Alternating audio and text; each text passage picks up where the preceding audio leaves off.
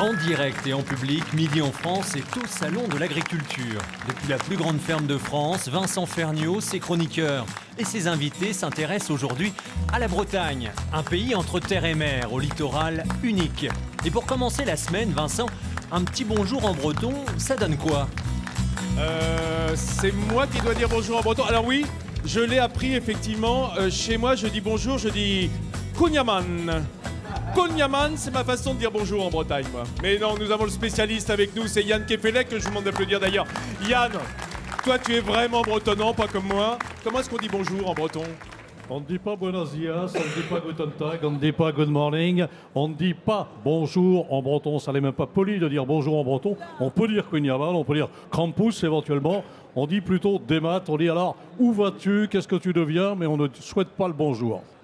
Ah ben voilà. Tu commences bien, voilà, Vincent. voilà, parce que la journée, elle est forcément bonne en Bretagne. Voilà pourquoi on ne se souhaite pas le bonjour. Bonjour les amis. Tu vois, en français, j'ai le droit en revanche. Bonjour à vous qui nous regardez, qui êtes fidèles à Midi en France. Et vous le savez, depuis 5 ans, nous sommes chaque année sur le Salon de l'Agriculture. Alors évidemment, le Salon de l'Agriculture, il y a une ambiance un peu particulière cette année.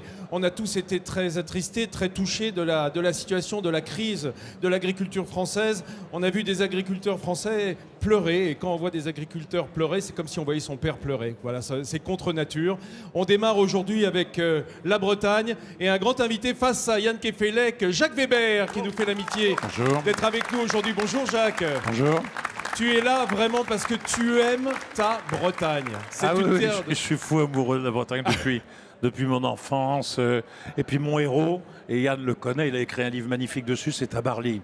Bah évidemment. Et voilà. on fait pas beaucoup plus breton. Hein, comme... Léo Ferré disait de Tabarly un homme vertical. Et c'était magnifique ça. Il y avait deux hommes verticaux en Bretagne. Il y avait Tabarly, bien entendu. Il y avait aussi Père Jacques Azélias, Oui. l'auteur du Cheval d'Orgueil. Ouais, Cheval d'Orgueil, il serait heureux d'être ici. Anatole Lebras, la légende de la mort et tout. Ah, on peut y aller.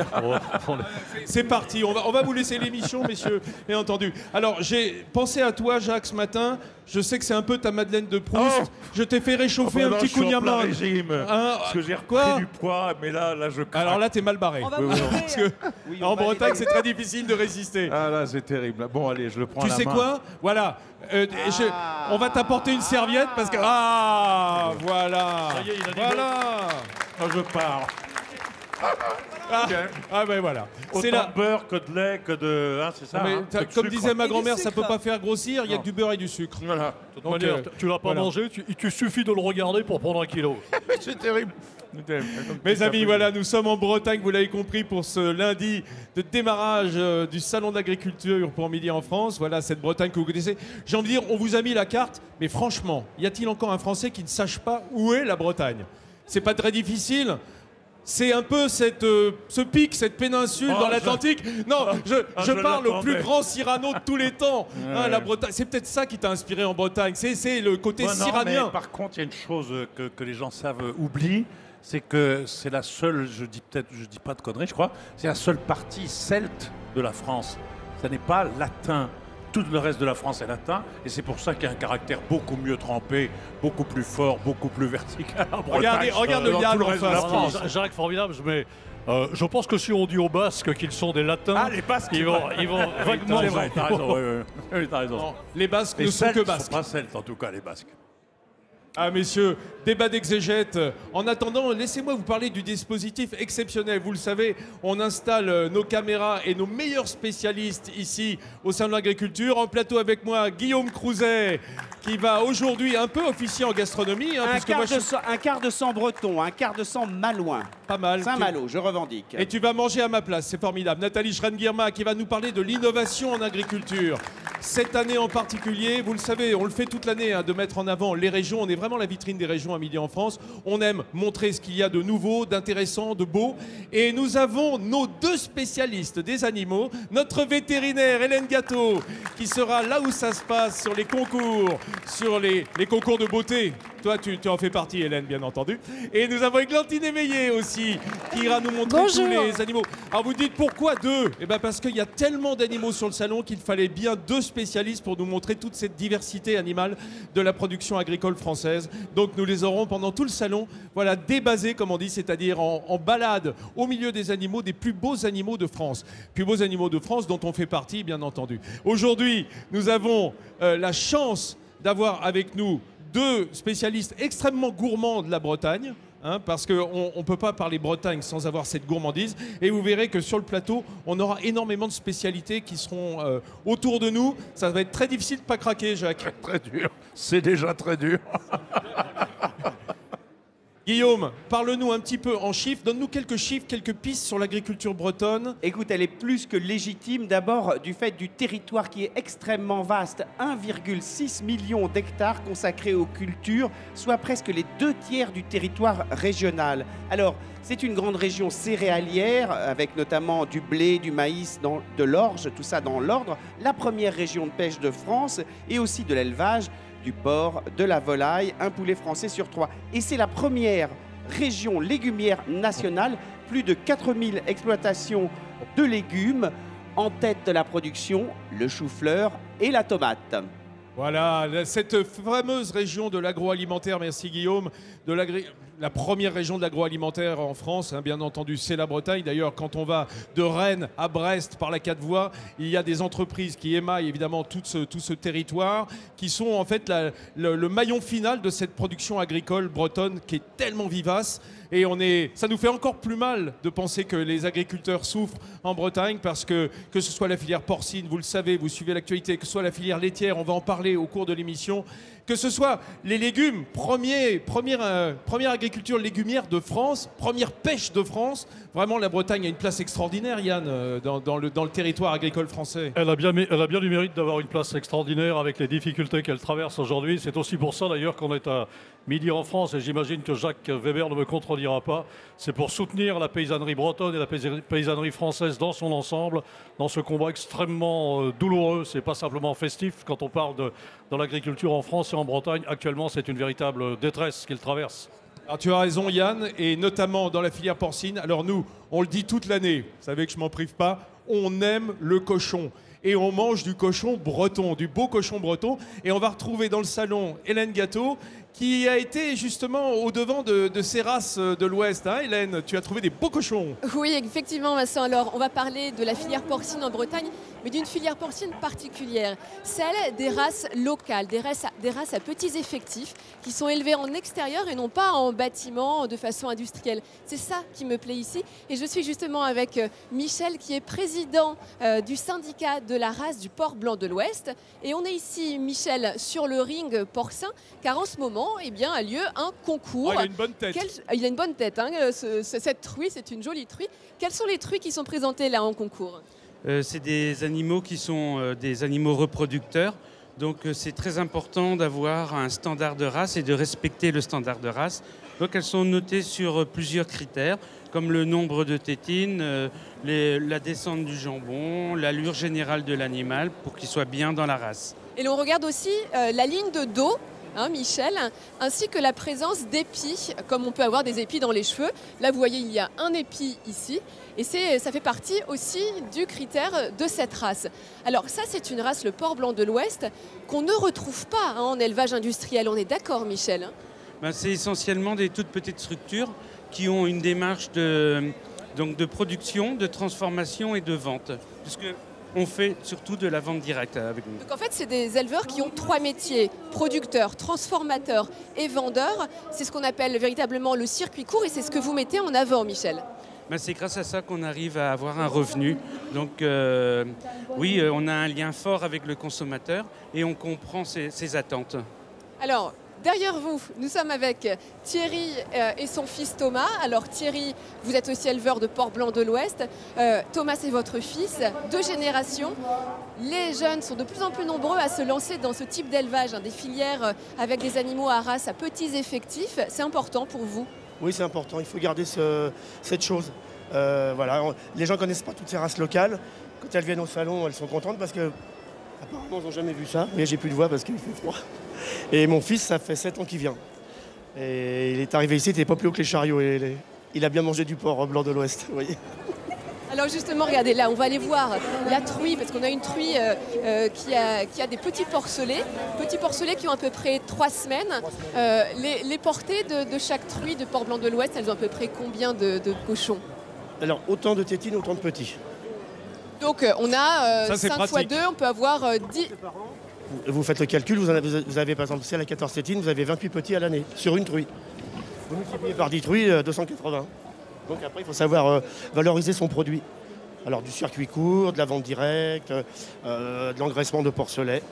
Et ce sont des cochons qui vivent en extérieur, qui ont généralement des parcelles de terrain avec des yourtes, des petites cabanes Elle est dans heureuse, lesquelles elle remue la queue. ils peuvent s'abriter. Oui, c'est ça, tu vois, la queue du cochon en tire-bouchon. Ça, c'est également extrêmement important. Et puis, beaucoup d'éleveurs de porc blanc de l'Ouest marchent vraiment en circuit fermé, c'est-à-dire qu'ils produisent eux-mêmes les céréales. Ce sont des animaux qui ne sont pas nourris avec du soja, les porcs blancs de l'Ouest. De l'orge, du blé, triticale.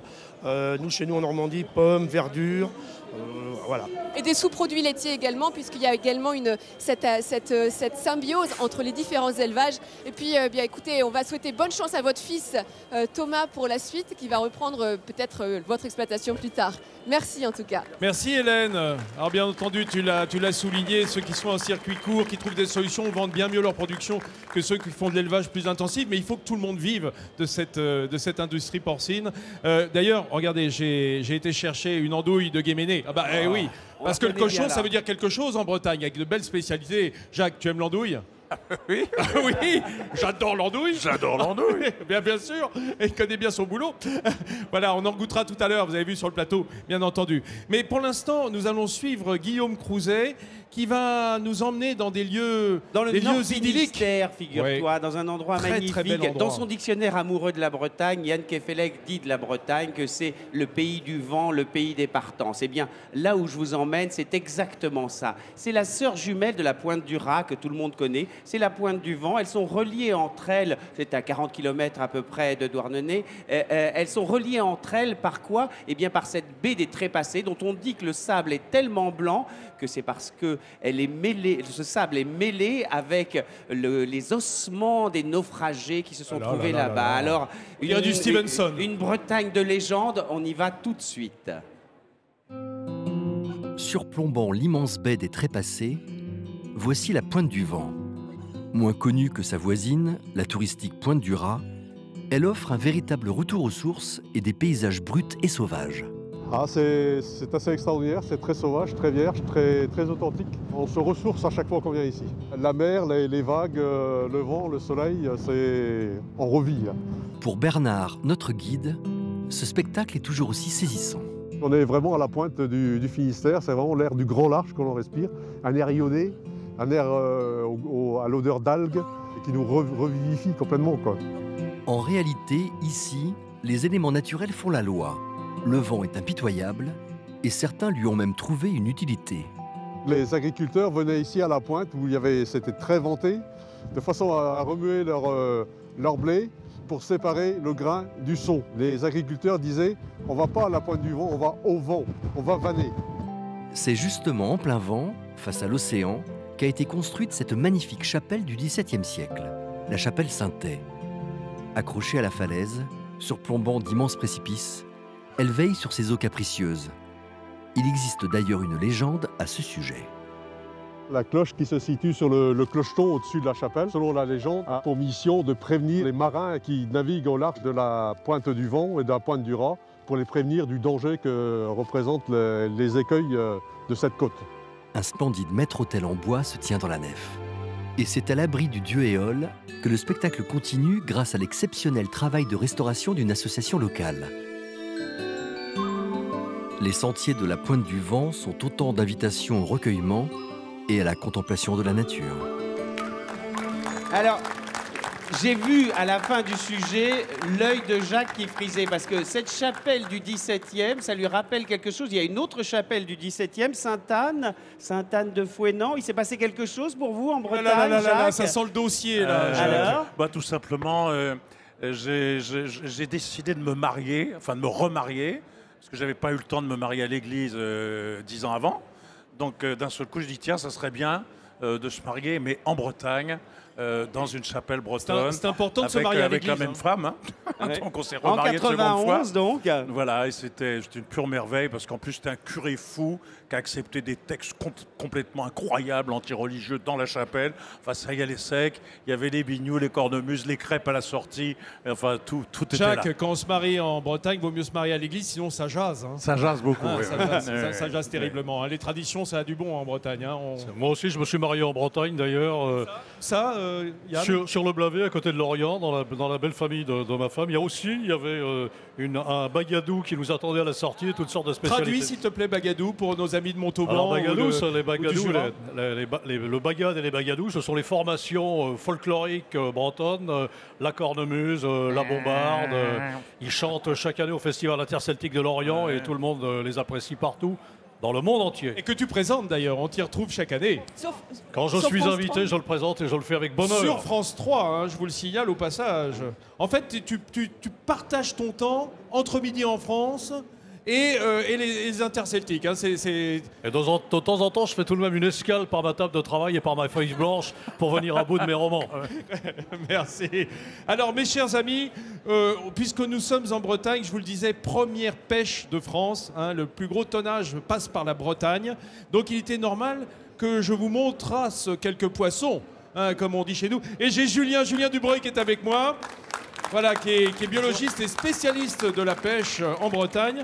Alors, on a quand même apporté ici quelques poissons. Hein, quelques spécimens, quelques exemples pour montrer un peu la diversité de la pêche bretonne. Alors, attention, devant. Jacques est très vorace. Je n'approche pas trop les poissons, même crus, on ne sait jamais. Hein. Non, je ne vais pas faire comme DiCaprio, je ne vais pas le bouffer cru. Tant qu'il a du Kouign-Amann, on est tranquille. Bon, alors, qu'est-ce que tu nous as apporté? Un beau Saint-Pierre, là, que je vois. Là. Alors, un beau Saint-Pierre. Un grondin rouge et un bar. Bon, alors noble par le excellence. bar, tiens, parlons du bar. Il y a eu des restrictions terribles hein, sur la pêche au bar hein, ces temps-ci. Il y a des mesures de gestion sur la partie nord de la Bretagne. Au-dessus de la pointe du Raz qu'on a vu tout à l'heure, jusque la Manche orientale. Pour préserver la ressource. Voilà, pour préserver la ressource. Pour qu'on puisse continuer pendant longtemps à manger ça ces beaux poissons. Ça aussi, il faut dire, parce qu'on parle en ce moment des agriculteurs, mais il y a la détresse des pêcheurs. Il y a énormément... Moi, je me souviens à l'île de Saint, ils sont tous maintenant au bistrot. Et quand ils vont en pêche, il faut qu'ils remontent dans le Grand Nord. Il n'y a presque plus de bar là où ils le trouvaient à la main, presque. Et ça, c'est absolument catastrophique. Vous avez les grands aspirateurs, les bateaux aspirateurs qui tuent une faune hallucinante. C'est très, très préoccupant. Hein. Et moi, il y a un poisson que j'adorais, qui était un poisson de fond, qui était l'empereur. On ne trouve plus d'empereur. C'est fini, il est mort, l'empereur. Oui, on sait, à Sainte-Hélène. On a suivi le feuilleton. Merci, Jacques. Alors, regarde, tu aimes le Saint-Pierre, je suppose, hein, qui est quand même un poisson merveilleux. Montre-nous un truc assez rigolo qu'on ne sait pas. C'est pratiquement... sur la bouche. Un dispositif mécanique. Je pose mon micro. Vas-y, pose ton micro, je vais t'aider. Alors, la bouche du Saint-Pierre, elle se désarticule. Il a une mâchoire maxillaire qui est mobile et il projette sa bouche en avant pour aller chercher sa proie. C'est incroyable. Magnifique, ça. Et donc, ça fait comme un aspirateur à poisson. Ça fait envie. Il fait un appel d'eau et la proie rentre dans la bouche, comme ça. C'est complètement dingue. Hein. Ça, on le voit que lorsqu'on a le biologiste avec nous hein, qui connaît la vie des poissons. Qu'est-ce que je peux te raconter d'autre sur les poissons? Justement, ce que j'aime bien, c'est que quand on les voit en aquarium, ces poissons, hein, parce que nous, toi, tu es plongeur. Hein, Je plonge, ouais. Alors, tu les vois différemment. Regarde, par exemple, ça, on le voit jamais sur l'étalage du poissonnier parce qu'on voit jamais les nageoires déployées. On le voit pas avec les nageoires déployées, mais je peux un peu reconstituer ce que moi je vois sous l'eau, si tu veux. Le grondin, c'est un poisson de fond, et quand il est posé, une adaptation intéressante, c'est qu'il a transformé ses nageoires en des petites pattes. Il y a des doigts. C'est incroyable, ça. Et il marche sur le fond. Vraiment, il s'en sert comme des petites pattes? Il s'en sert comme des pattes. Quand tu le vois se déplacer sur le fond de la mer, c'est pas la queue qui bouge, c'est les petites pattes. Bon, merci Julien, on te retrouvera tout à l'heure bien entendu à notre table finale. Mes amis, on a parlé de cochon, mais le poisson aussi, hein, on l'aime ce poisson. Et je suis d'accord avec Jacques, une fois de plus, pour dire qu'on a tué en France la paysannerie de la mer. Ne tuons pas la paysannerie de la terre, mais il est vrai qu'il ne reste plus en Bretagne aujourd'hui que le grand port de Lorient pour faire honneur à la pêche française en rivalité avec Boulogne-sur-Mer. Et c'est absolument désolant de voir que Saint-Malo n'est plus le grand port de pêche qu'il était, que Lorient, Concarneau, et que même le Guilvinec commence à être en souffrance. après que Saint-Guénin-les-Pins-Marc, qui était un véritable repère de nid d'aigle, eh bien, est en train également de laisser tomber progressivement. Yann, il reste tout de même des très beaux produits parce que sur les 22 ports de pêche bretons, c'est tout de même eux qui donnent la moitié de la production en poissons et en crustacés français. Donc c'est vrai qu'il y en a moins, mais on conserve la première place, la partout, Bretagne. hein, Donc, Mais ils se battent, il faut absolument que ce combat soit victorieux parce que sinon on sera condamné à manger dans nos assiettes des crustacés et des poissons dont on ne connaîtra plus l'origine, ce qui est la fin de la relation humaniste que l'on tisse avec son assiette. Yann, tu sais quoi? Tu seras toujours invité dans l'émission quand on est en Bretagne pour venir dire ça. Parce que l'émission soutient la pêche comme on soutient les agriculteurs, bien entendu, dans cette vitrine des régions que nous essayons, autant que faire se peut, mettre en avant toute l'année. Alors, mes amis, nous allons retrouver une autre vitrine de l'émission, Églantine Émeillé. Elle est montée du côté de Belle-Île-en-Mer, hein, mais c'est pas le poisson qui t'occupe là, Églantine. Ah non, pas du tout. Moi, je suis avec des moutons de Belle-Île-en-Mer, évidemment, et avec Hubert Filâtre, qui est animateur au Conservatoire des races en région. Bonjour. Bonjour. Et représentant de ces magnifiques moutons. Alors là, on a 2 brebis. Ce sont des moutons qui sont effectivement à faible effectif, qui aussi sont exploités dans des circuits courts et qui ont une grande particularité. On dit que ce sont des brebis très prolifiques. Oui, alors en fait à l'origine, ces moutons-là, on les appelait les moutons de 2, parce qu'en fait, elles nous faisaient régulièrement 2 moutons. Donc on a gardé un peu ces caractéristiques-là au niveau de la prolificité. Alors là, elles sont pleines, hein. On attend à peu près le mois de mai, je crois. Alors ce sont bien la même race, hein. On a une brebis noire, une brebis blanche, mais il s'agit bien de la même race. Aujourd'hui, quels sont les débouchés que vous prévoyez pour ces moutons? La laine? Alors oui, on travaille sur les moutons-là. Leur caractéristique, c'est la rusticité. Donc on a la laine, effectivement, parce que c'est une laine relativement douce et agréable au niveau tricotage. Et ensuite, on travaille aussi sur la partie lait, puisque ce sont des... J'irais à l'origine, on avait une production laitière par les familles qui l'utilisaient, et aussi pour la viande, puisqu'on a une qualité gustative très agréable. Alors la laine, je ne peux pas vous dire si elle est très douce, parce que ça fait une demi-heure que je suis dans cet enclos. Il n'y a pas moyen d'approcher ces 2 brebis. On m'avait dit que si elles ruminaient, c'est qu'elles étaient zen. Là, après 2 jours de salon d'agriculture, elles sont encore un peu stressées, hein. Oui, un petit peu fatiguées sans doute, comme nous. Quant au lait, alors il paraît que c'est un lait extrêmement riche qui fait des fromages au goût très prononcé. Est-ce que vous en avez là et est-ce que je peux les goûter? Alors, je vais goûter. Expliquez-moi un peu la richesse de ce lait. En fait, sur nos brebis-là, ce sont des brebis qui n'ont pas forcément beaucoup de lait, mais c'est un lait très riche. Et en fait, l'intérêt dans notre lait très riche, c'est que par le pâturage, on récupère un peu toutes les saveurs que l'on a sur nos pâtures et on le transmet dans notre lait et dans notre fromage. Eh bien, je vous confirme, c'est un fromage délicieux, très riche. Je pense que je vais avoir le goût en bouche un moment. Merci beaucoup, Hubert. Très bien, merci à vous. Merci Églantine, merci aux moutons de Belle-Île. Mes amis, vous ne savez pas ce qui se passe sur le plateau. Nos 2 invités sont en train de se... Littéralement, je suis désolé de le dire, hein, c'est moche, mais vous êtes en train de vous gaver de Kunyaman. Hein, c'est terrifiant. Il n'y a que toi, Vincent. Il n'y a que toi qui ne te régale pas. Ouais, t'as raison, parce que moi, il reste un petit peu de quant à soi quand même. Mais là, je dois dire que... Tu vois, c'est un piège, Jacques. C'est un piège, le Kunyaman. C'est carrément un piège, mais là, il est magnifique en plus. Il est fait, mais alors, fait autour, comme on dit. Et ce serait un crime de lèse-majesté de ne pas en manger. Exactement. Pardon, attends, excuse-moi, la prononciation laissait à désirer. Tu parlais breton, là? Ce serait un crime de lèse-majesté de ne pas manger du Kunyaman. Voilà, c'est extraordinaire. Puis alors, ce qu'on vous dit pas, c'est le beurre qui reste dans le plat en dessous, dans le moule. Terrifiant. Qui se transforme en caramel. C'est terrifiant. Alors, je vais vous laisser terminer le Kunyaman discrètement comme ça. Dans mon dos, j'ai envie de dire. Et pendant ce temps-là, on va consommer un autre genre de spécialité bretonne. Car on revient aux produits de la mer. Ouais, toi, tu t'es occupé de l'innovation. Hein. C'est très important sur le salon de donner des pistes aux agriculteurs pour avoir des débouchés qu'ils n'ont pas encore aujourd'hui. Et on va commencer par les algues, parce que les algues, ça se décline de différentes façons. D'ailleurs, ça se mange. Tout à l'heure, Yann m'a confié qu'il mangeait ça petit. Les goémons directement sur la plage. Non, on mangeait pas le goémon. Si. Non, je mangeais pas de goémon, mais je ne pouvais pas passer à côté d'un morceau de goémon comme celui-là, qui est très appétissant, sans croquer dedans. Et c'est vrai que je les petites bulles, les petits flotteurs. C'est drôle. Et Jacques, une bonne salade d'algues. Ouais, j'ai déjà rempli de mangé, c'est protéines. magnifique. Oui. Mais ça, je m'en fous que ce soit rempli de protéines. C'est surtout C'est très, bon, très bon. c'est très bon, c'est vrai que c'est bon. Nathalie, On en ne- utilise en cosmétique. Oui, mais ne dis pas que ça se mange. Hein. Il y a Non, de la non, dulce, d'accord, du d'accord. wakame, Oui, des non, algues c'est- comestibles, Non, pas ce qui est le drôle, c'est les goémon. petites cloques, c'est les faire craquer sous les dents, mais ça ne se mange pas. Ne le faites pas à la maison, surtout, enfin sur la plage. Et donc, ça s'utilise dans la cosmétique, en engrais naturels. Eh bien, je vais vous montrer, moi, un breton du côté de Saint-Malo, qui, à partir des algues, a, lui, réussi à mettre au point une recette de bioplastique, donc du plastique issu de la biologie. L'idée, elle est ingénieuse, car les algues constituent un réservoir de ressources qui est riche et facilement accessible pour développer les nouvelles biotechnologies.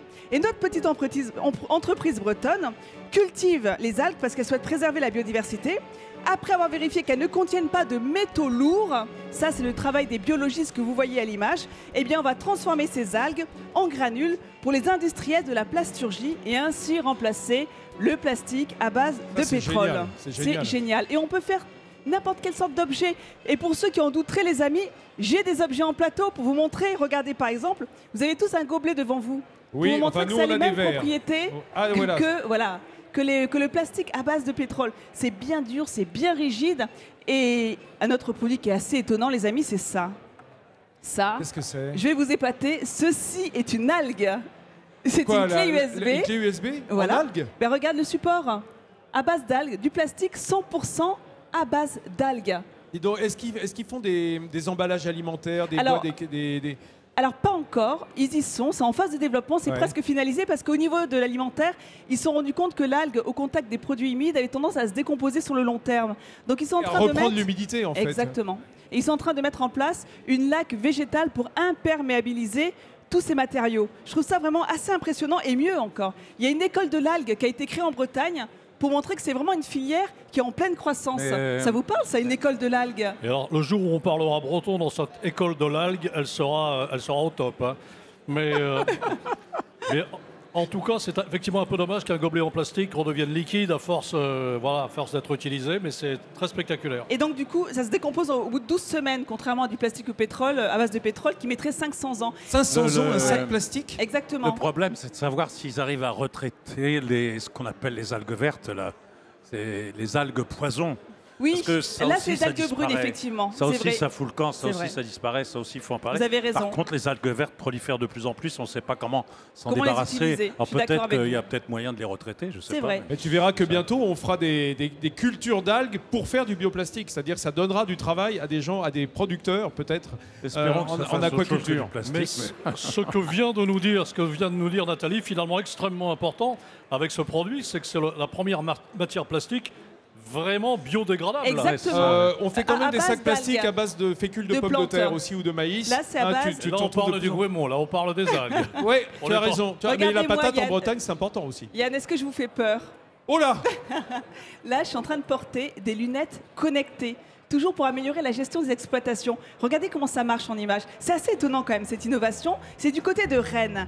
Alors, le premier avantage, c'est que ça permet à l'agriculteur de travailler les mains libres. Il n'a plus besoin de prendre des notes, d'avoir un carnet, un stylo. Un carnet qui, en général, finissait mouillé, sale à la fin de la journée. Il suffit de dicter directement ce qu'il observe dans son champ et c'est automatiquement enregistré sur son ordinateur. Et l'autre intérêt de ces lunettes connectées, c'est de pouvoir justement être connecté à Internet, où que vous soyez sur l'exploitation. Donc si par exemple vous tombez face à un ravageur dans votre plantation et vous n'arrivez pas à l'identifier, vous le prenez en photo et il est automatiquement, on va dire, comparé à une banque d'images et hop, on peut avoir l'information qui nous manque. Donc c'est utilisé par les chercheurs, par les ingénieurs notamment, pour les céréales, pour les maladies des céréales. Donc là encore, c'est de la belle innovation. C'est du côté de Rennes. Ils développent ces applications pour pouvoir le décliner sur toutes sortes d'agriculture.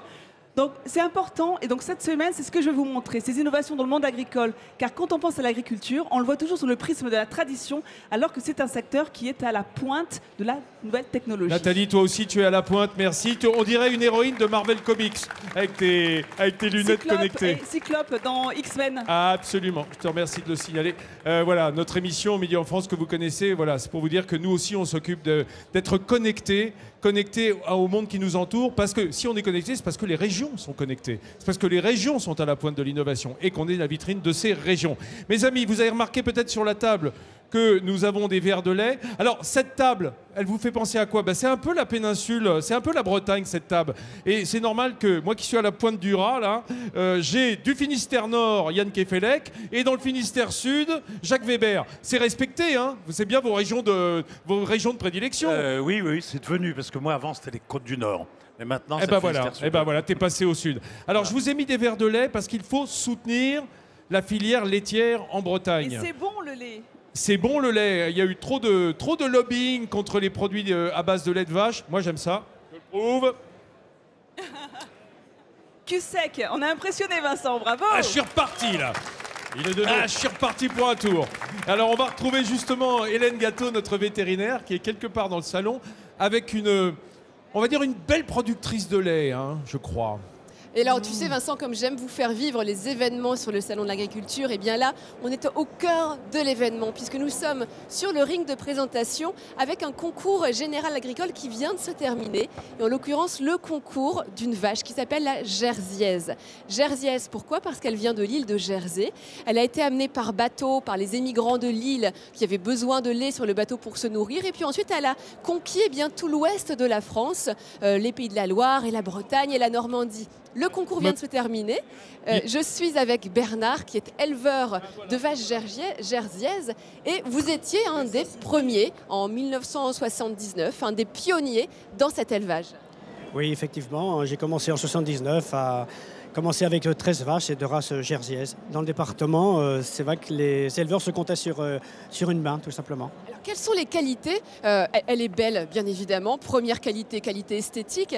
Mais quelles sont les qualités en tant que laitière de cette magnifique jersiaise? Ça, c'est la vôtre. Hein. Elle s'appelle Galaxy. Voilà, elle s'appelle Galaxy, oui. Les grandes qualités de la race, c'est d'abord la qualité du lait. Elle est très riche en matière grasse, en matière protéique, mais aussi en oligo-éléments, en sucre. Un lait qui est facile à travailler en fromagerie. Et en plus, les grandes qualités, c'est l'efficacité alimentaire.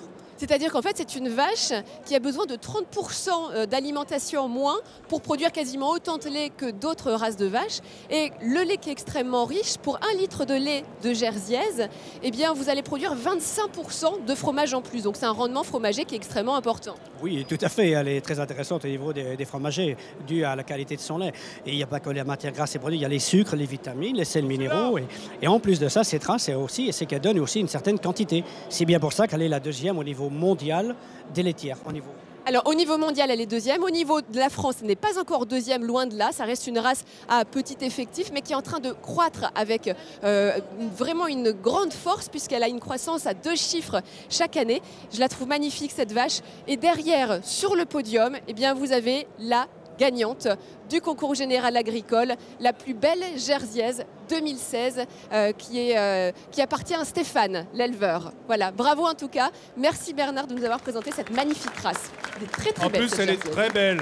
Elle est belle, hein. J'ai vu que tu avais mis une veste de la couleur de la jersiaise, ça te va très bien aussi. Tu sais, j'aime beaucoup être dans le mimétisme avec les animaux que je présente. Camailleux, absolument. Tu es un caméléon des rings. Merci, on te retrouve tout à l'heure, Hélène. Mes amis, je suis désolé, je me suis fait une tartine de beurre. Voilà, non mais bon, vous savez, si Bretagne... Ne fait pas les gros yeux quand on bouffe notre Queen Amman. Ah si, parce que c'est régime, ça, par rapport... Il n'y a pas le sucre en plus. Vous savez que Bretagne, B comme beurre, comme biscuiterie, tout ça va ensemble. Alors j'ai choisi de faire venir un pâtissier quand même. Là, nous avons un pâtissier breton, c'est Yann Couvreur qui est avec nous. Salut Yann. Salut.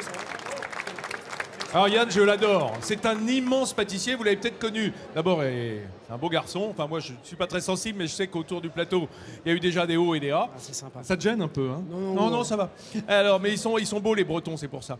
Yann, que vous avez connu certainement à Top Chef, et qui vient de quitter le grand hôtel, le grand palace parisien, dans lequel il œuvrait, pour ouvrir sa boutique là dans quelques semaines. Ouais, c'est ça. T'es en plein travaux. Dans le 10e arrondissement. On est en plein dans les...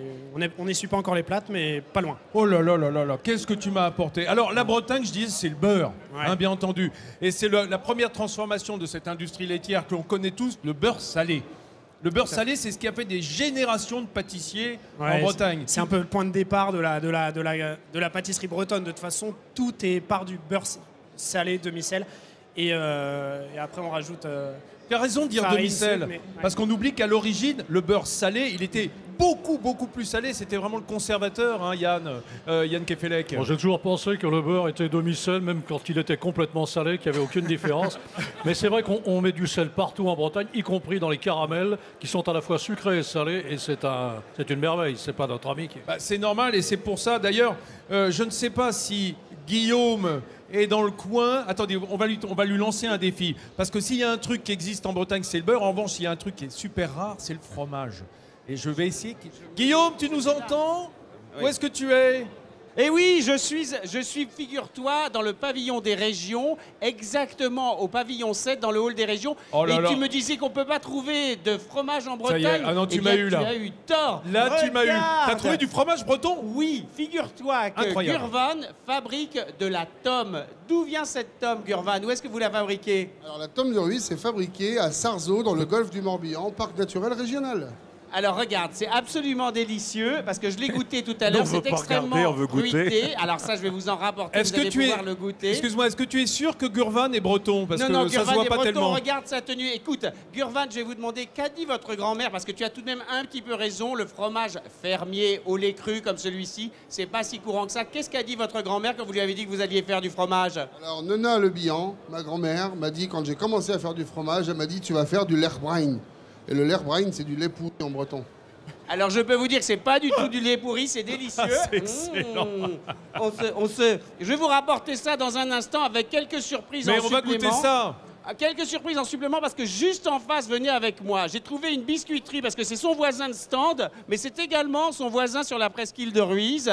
Et là, ils font des choses absolument nouvelles et formidables que je vais vous rapporter. Un petit biscuit, vous allez me dire ce qu'il y a dedans. Oui, parce je ne que- sais pas si vous allez trouver. D'accord, parce qu'on manque un petit peu de biscuits et de gâteaux ici en plateau. Yann est à l'œuvre pendant ce temps-là. Regardez-moi ça. Je vous rapporte ça. Très si bien, vous êtes rapporte. sage. Rapporte. Ok. Merci Guillaume, on va te retrouver tout de suite en plateau pour goûter tes merveilles.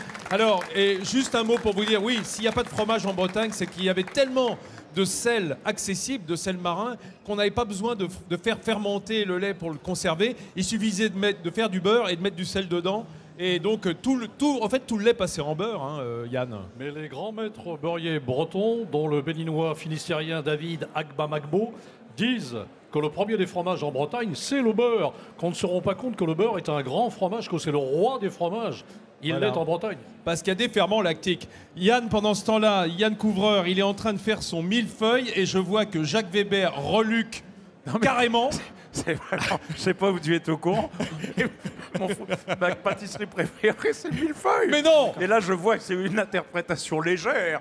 Ouais, enfin, je vais vous dire deux mots sur ce millefeuille. En fait, c'est bon. Je vous ai amené un peu les pâtisseries de ma grand-mère que je Ouais, faisais. bah oui, j'ai Gâteau vu, oui, breton, le c'est ses 4 recettes quarts et originales. tout, hein. ouais. Le 4 quarts, le gâteau breton, le phare. Oh, le phare, les petits le Queen phare. Amman comme ça. Oh là là là là là là là là. Voilà. Quelques crêpes aussi, je vous ai fait. Surtout quelque chose, un produit auquel je tiens énormément, c'est le traumade, parce que moi je suis originaire de Pont-Aven. Donc le traumade original qui est là-bas. Le palais, quoi, le palais Et puis, breton, j'ai vu, quoi. Jacques, que vous étiez interpellé sur mes petites énorme. galettes de Pont-Aven, Énorme. voilà, qui est ma ville. Voilà, j'embrasse mon frère, ma belle-sœur, ma petite nièce, Maëlys, Bah, mon petit voilà, neveu Milo. hein. Voilà, tout Pont-Aven. Il Voilà. a une grande Et- famille, alors ouais. on va y passer peut-être presque une partie de la Et journée. pour le millefeuille, donc c'est la version 2.0 de la Bretagne, puisque les arlettes sont faites à base de Queen Amman. Oh là là là là là Donc, là, voilà. c'est pas du feuilletage, c'est du Non. cognaman. Voilà, c'est la même famille. Écoute, puisqu'on tu sais sait quoi que le Queen Amman, c'est une pâte à pain qui est tourée comme le feuilletage. Donc l'idée, c'était de donner vraiment un accent Yann. breton au millefeuille. Yann, on va avoir le temps de déguster. On va Ouais. faire ça discretos pour Ouais. que Jacques Weber puisse attaquer le millefeuille en toute discrétion. Ouais. Et pendant ce temps-là, on va retrouver Églantine Émeillé, notre spécialiste des animaux, avec de belles poules. Hein. Faut dire Ah, que magnifique. spécialiste. Elles vont vous plaire. Oui, je suis avec Aurélien, qui est spécialiste des poules de sa région, et puis très engagé dans la préservation et la conservation de deux races spécifiques. Aurélien, vous êtes avec une magnifique poule de Janzé. Oui, tout à fait. Donc la poule noire de Janzé qui est née à 25 km au sud de Rennes, dans la ville de Janzé. Alors, cette poule, on la préserve et on s'en occupe pour pondre des œufs, mais aussi, eh bien, elle fait quelque chose de très particulier, parce que vous savez qu'Aurélien la tient bien serrée comme ça, parce que c'est une poule qui vole haut, et ça, c'est très utile pour un des débouchés que vous avez prévus. Oui, tout à fait. C'est une race de volaille qui est très vive et rustique. Et donc on s'en sert actuellement depuis 2 années. On tente dans des vergers de l'éco-gestion Donc on met des poules dans les vergers pour manger un petit peu toutes les larves de mauvais insectes pour réduire l'utilisation de produits chimiques. Ça, franchement, c'est génial. Et puis, il y a ici un coq coucou de reine. Regardez cette bête absolument magnifique. On dit coq coucou parce que ça a la couleur du coucou, tel qu'on le connaît dans les bois, blanc, noir, comme ça. Et alors, ce coucou de reine, il est évidemment bien plus massif, Aurélien. On le prend pour sa chair, mais surtout, il a une façon d'être élevé. Il y a une charte qu'il faut respecter. Ça peut intéresser beaucoup de monde. Oui, c'est vrai qu'actuellement, donc, il y a deux associations, l'association des éleveurs amateurs et l'association des producteurs de coucou de reine qui commercialisent une viande, des poulets coucou de reine sur les marchés chez les restaurateurs. Donc c'est des volailles qui sont nourries avec des aliments sans OGM et qui sont élevées dans des parcours herbeux et également avec un âge minimum d'élevage. Ils peuvent élever très rapidement. Et ça donne cette magnifique volaille. Aurélien, c'est pas la première fois que vous venez sur le salon, vous êtes un grand habitué, c'est toujours le même plaisir ? Ah, toujours un grand plaisir de revenir au salon de l'agriculture, retrouver les amis et la convivialité pour rediscuter et partager de nos races.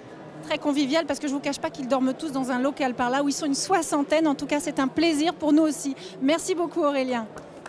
Merci Églantine, merci Aurélien. Et ici, c'est le plateau de la bouche pleine. La bouche pleine de mots hein, pour parler de sa Bretagne, Yann Kefelec. La coucou de Rennes. Quelle belle poule, quel beau coq. Hein. Quelle belle poule. Hein. C'est une interprétation du coq français. Moi qui suis un fou des poules, je dois dire que quand je vois la coucou de Rennes, immédiatement mon cœur frémit.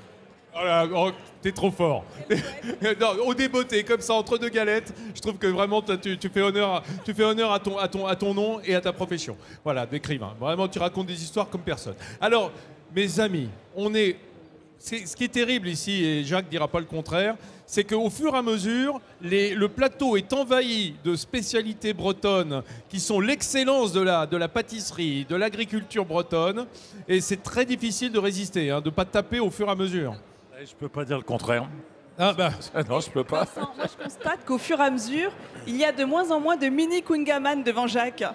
Ah non, j'ai redistribué. Oui, je suis un peu responsable aussi, j'en ai goûté. Moi, j'adore ça, le Kunyaman. Il est vrai aussi qu'on a écouté Nathalie qui nous a dit qu'il n'y avait pas de métaux lourds dans le Kunyaman. C'est pour ça que nous avons tendance à nous jeter dessus. Et en revanche, le beurre est léger. Donc ça équilibre. Hein. Très, très léger, hein. Très léger le beurre. Hein. Il n'y en a pas du tout dans le Kunyaman. Combien à peu près? En proportion, c'est moitié-moitié Non, on essaye quand même de l'adapter aujourd'hui à la consommation dite. Parce que moi, j'ai choisi une filière parisienne, donc je suis obligé d'adapter un petit peu. Ah, tu mets moins de beurre qu'en Bretagne? Ouais, je suis obligé.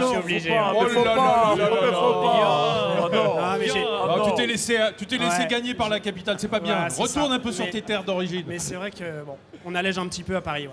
Mes amis, nous allons retrouver Hélène Gâteau, notre vétérinaire, puisqu'on parle aujourd'hui de la filière laitière à travers ce qu'elle a de meilleur, ce beurre breton.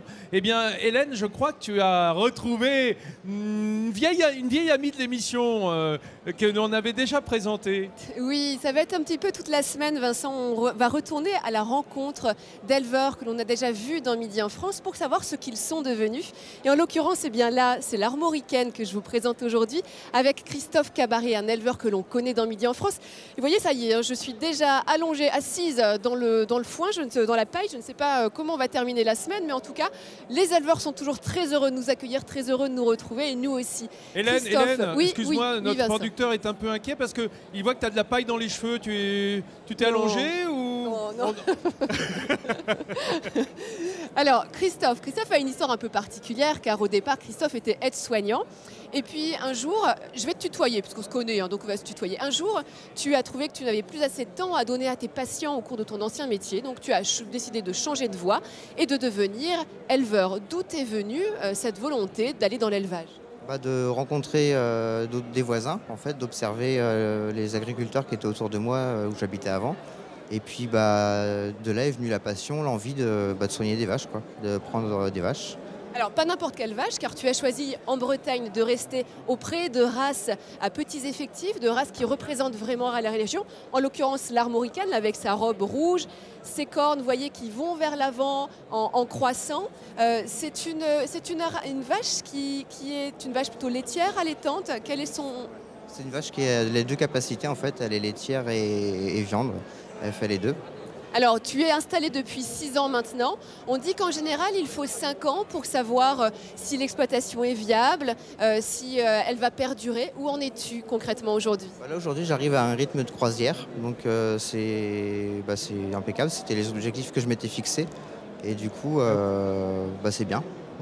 Tu es content? Alors non seulement la production de Christophe fonctionne bien avec des armoricaines et également des bretonnes pinoires, mais la nouveauté aussi c'est que maintenant tu es devenu, alors jeune éleveur, il est devenu le président quand même de cette race armoricaine. C'est une belle reconnaissance, c'est aussi un bel engagement pour toi. Oui, c'est promouvoir une vache rustique, docile, qui mange que de l'herbe et du foin et qui engraisse très vite rien qu'avec ça, quoi. Donc c'est économiquement rentable, quoi. Ce sont ces éleveurs que l'on met vraiment en avant, en tout cas dans Midi en France depuis toujours, des éleveurs qui supportent des régions grâce à des races rustiques, à des races locales qui sont l'identité même d'un terroir, et là en l'occurrence l'armoricaine, quoi de mieux pour représenter la Bretagne aujourd'hui, Vincent? Merci Hélène, oui tu as raison de le signaler, et on donne rendez-vous à Christophe peut-être l'année prochaine, parce que vous savez que il sera là. On se donne rendez-vous l'année prochaine, Christophe, car on te suit depuis toujours. Pas de souci, ouais. Tu seras là? Ouais, fidèle. Super nous aussi, Christophe, on sera merci Hélène. Oui, parce que Midi en France, c'est ça aussi. Vous doutez bien que pour nous, le Salon de l'Agriculture, c'est l'occasion de retrouver chaque année tous ces artisans, ces agriculteurs, ces éleveurs que l'on rencontre en région toute l'année. Tu sais que Vincent, il regarde avec intérêt, Jacques, tout ça quand il s'agit des animaux. Et tu sais pourquoi? Parce qu'il y a un truc que les gens ne savent pas. Le grand-père de Jacques était transporteur de bétail. C'est vrai? Ça, les gens ne le savent pas, Jacques. Oui, tout à fait. Et ce qui était magnifique, c'est qu'il me racontait toujours comment ça se passait. Tout se faisait à l'œil. On regardait une bête, on appréciait son poids, on donnait le prix, tout ça était à l'œil. Et puis ensuite, il s'occupait d'une chose, il m'a fait visiter à 9 ans les abattoirs, c'était sa fierté. Pour moi, c'était assez pénible. Mais à l'époque, c'était pas déshumanisé comme certains abattoirs dont on a subi l'actualité récemment. C'est vrai, mais il y avait vraiment une relation. C'est quand même un monde d'hommes et un peu violent, un peu dur, mais il y avait vraiment un respect de l'animal, comme parfois malheureusement cela se perd. Je m'en souviendrai tout le temps, cette chose très simple comme ça, c'est très beau. Merci Jacques. Yann, ça y est, tu as terminé le Kunyaman de ton côté? J'ai terminé mon 2e Kunyaman. Très bien. Alors, tu mérites que l'on montre la couverture quand même de ce livre que j'adore, qui est le Dictionnaire amoureux de la Bretagne, que tu as publié. Ce Dictionnaire amoureux de la Bretagne, où tu parles vraiment de cette terre avec tout ton amour. Et c'est pas la première fois qu'on le montre, parce que toi, tu es quand même un habitué de Midi en France. D'ailleurs, on va aller à Quiberon à mi-avril. Ce serait bien que tu viennes. Ce serait avec plaisir. Jacques aussi, d'ailleurs, est invité maintenant. Mais toi, j'espère que tu pourras venir. On va venir remanger du Kunyaman à Quiberon. Et moi, je viens à Quiberon d'abord parce que c'est la Bretagne, mais aussi, c'est vrai, parce que c'est Midi en France. J'aime bien cette émission parce qu'elle engendre de la gourmandise. La gourmandise génère de la sympathie entre tous les publics. Ça veut dire que Midi en France génère de la sympathie. Ah bah tant mieux. J'ai douté un moment, mais là, bon, c'est bien. Non, mais tous nos amis qui nous entourent et tous les gens qui viennent sur le salon de l'agriculture le disent aussi, on le sent ici, qu'on est en convivialité et qu'on est en empathie et que les gens nous aiment bien, mais nous aussi, on vous aime. Voilà, on peut pas le cacher, ça. Voilà. Vincent, je te propose de continuer cette promenade en Bretagne par les îles, parce que quand on pense à la Bretagne, on pense aux îles. Il adore l'île de Saint-Jacques, les Glénans, c'est une chose importante. Moi, je vous emmène dans l'île de Bas. On est à une portée de ricochet de Roscoff, donc dans le nord du Finistère. Eh bien, ces îles, elles vivent toute l'année. C'est pas seulement des îles où les touristes viennent. L'île de Bas, c'est une île potagère. Plus de la moitié des terres sont consacrées à l'agriculture et principalement au bio. Je vous invite à lui suivre Jean-Philippe, qui est un agriculteur là-bas. Il fait du chou-fleur, de la pomme de terre et surtout ce qu'il fait, eh bien, il nourrit ses terres avec du goémon. Quand on a un trésor pareil à portée de main, L'île de Bas offre une palette de richesses naturelles. Vu d'en haut, on se rend compte combien le territoire insulaire est propice à la culture de végétaux. Hormis le village, chaque centimètre carré de l'île semble être voué à l'agriculture. Sur sa parcelle de 2,5 hectares, Jean-Pierre, agriculteur depuis une 50aine d'années, tracte son fils et un employé pour planter ces jolies pousses vertes en bio. Alors là, on est en train de planter du fenouil qu'on coupe au bout de 90 jours. Sous les yeux de son aîné, le jeune agriculteur s'applique à disposer ses plants de fenouil dans la gouttière. Une tâche pas évidente. Il faut essayer de les mettre bien pour qu'ils viennent droit dans la terre.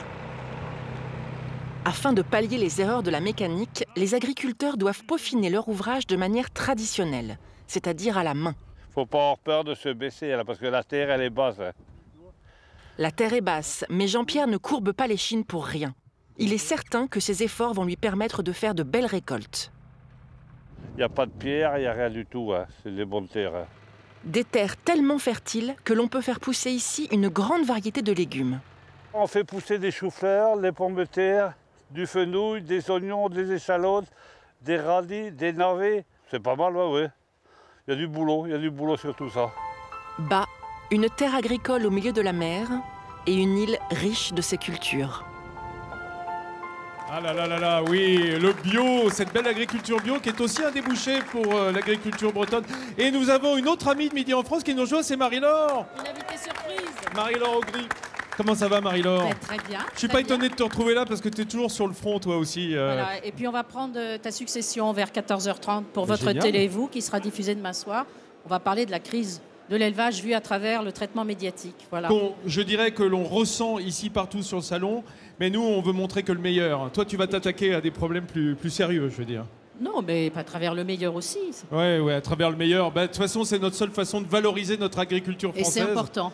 Et comment? De montrer qu'il y a quand même pas que la désespérance, mais aussi une petite lueur, hein, si on s'attache aux beaux produits, aux belles choses. Tous les éleveurs qui sont là dans le salon, ils sont là avec envie, avec générosité, vraiment, ils sont là pour montrer le meilleur de ce qu'ils peuvent faire. Dis-leur de venir, hein, quand vous êtes Hélène et toi dans le salon, vous pouvez leur dire de venir déguster. Parce que là, autrement, c'est Jacques Weber qui mange tout. Alors, Jacques, je suis désolé, hein, si on te regarde, si ton diététicien nous regarde, je suis très embêté. Hein. Mais là, on m'a offert ça pour toi, c'est une galette complète avec tome de Ruisse et jambon. Alors voilà, tu vois, je veux dire, c'est ça qui est terrible. On sent le gars qui peut pas résister, quoi. Voilà, non mais c'est normal, hein. C'est comme ça qu'on aime aussi la Bretagne avec toutes ses spécialités. Yann, est-ce qu'on peut, Marie-Laure, puisque tu viens d'arriver, regarde, je vais te montrer un truc incroyable de la crêperie de Saint-Côme. Oh, ça a l'air bon, ça. Regarde, ça c'est un truc dingue. Tu sais ce que c'est? Un millefeuille de crêpes. C'est un gâteau de crêpes, oui. Ouais. C'est un gâteau de crêpes avec juste du sucre, du beurre et c'est empilé. Comme ça se réchauffe facilement. Et si tu veux, Yann va t'en couper un petit bout. Ah ça, volontiers, j'adore Yann, les si crêpes. Tu veux bien, moi, donc, je te donne le gâteau. Alors, et je vais en profiter pour vous dire. Alors ça, bon, j'ai jeté mon dévolu là-dessus. C'est juste voilà, de quoi me faire une tartine, à peu près. Hein, Yann? Un Quingaman. C'est un dévolu classique, mais effectivement, ça marche toujours. Hein. Absolument. Les galettes de Yann Couvreur. Est-ce qu'il y a un truc pour la galette bretonne pour que ça reste très, très friable? Alors ouais, il y a un truc qui est... Justement, la galette doit être très friable. Pour ça, le jaune d'œuf doit être un petit peu cuit indépendamment. Ouais. Et tu peux prendre un jaune d'œuf dur, en fait. Voilà, exactement. Ça va aider à la friabilité de la pâte. Et oui, ça va pas lier les grains de farine, ça va les laisser un petit peu sablonneux. Exactement, tu as tout compris. Et ton gâteau, là aussi, c'est beau. C'est le gâteau de ta maman, pratiquement, ça, non? Plutôt celui de ma grand-mère. Ta grand-mère? Si elle nous regarde là-haut sur son nuage, écoute, mamie, je t'embrasse. Apporte-moi la tome de Ruisse que je vois quand même. Elle sent montre-moi parce qu'elle est aux algues, celle-là. Alors voilà, c'est des algues de Roscoff. Ça, c'est la nouveauté de cette saison parce qu'ils font maintenant avec les algues du coin. Faut que vous goûtiez. Allez hop. Oh là là, mais le pauvre Jacques Weber, il s'est dit je suis tranquille. Il mange presque rien, Jacques. Oui, Jacques Weber. Alors Yann aussi, il faut goûter là. Attention, c'est vrai que t'as pas l'air d'aimer, Jacques. J'aurais bien goûté, mais j'ai pas fini la complète de Jacques Weber. On ne sait qu'est-ce que tu... Ah, parce que c'est toi qui... Je n'ai pas terminé la complète de Jacques Weber, donc je ne peux pas encore attaquer les fromages. C'est ça, quand il en reste un peu, Jacques Weber, on laisse un petit peu à Yann Kefelec. Et Marie-Laure, qu'est-ce que t'as rien eu encore? T'as goûté ce gâteau? J'attends la fin. Vas-y, je vais goûter le gâteau, mais là c'est énorme. Goûter ce gâteau de crêpes, parce que c'est absolument incroyable. Je rappelle, la Bretagne que nous fêtons aujourd'hui ici au Centre d'Agriculture, c'est la première région agroalimentaire française, premier légume de France, première pêche de France. Et nous avons avec nous Yann Couvreur, grand pâtissier qui est venu nous apporter ces merveilles qu'on va pouvoir déguster après le plateau, mon cher Jacques, qui s'inquiétait un peu de savoir si on allait déjeuner quand même à un moment donné. Mes amis, merci à Yann Kepelec et à Jacques Weber d'avoir été avec nous. Merci à Marie-Laure Augry. On se retrouve ici demain au Salon d'Agriculture avec votre équipe de Midi en France pour fêter l'Alsace, la Lorraine, le Champagne-Ardenne, une belle région gastronomique aussi. À demain. Et les agriculteurs, à demain aussi, on vous aime.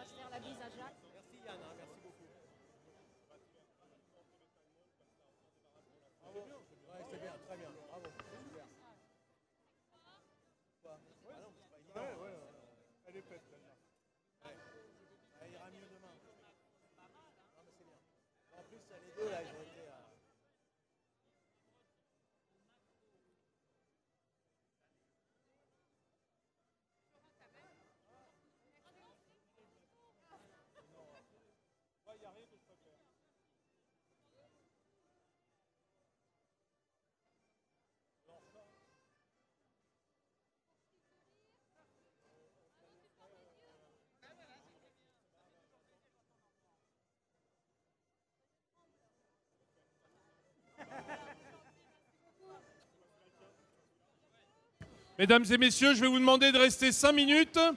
Nous allons faire les lancements de TV5 Monde.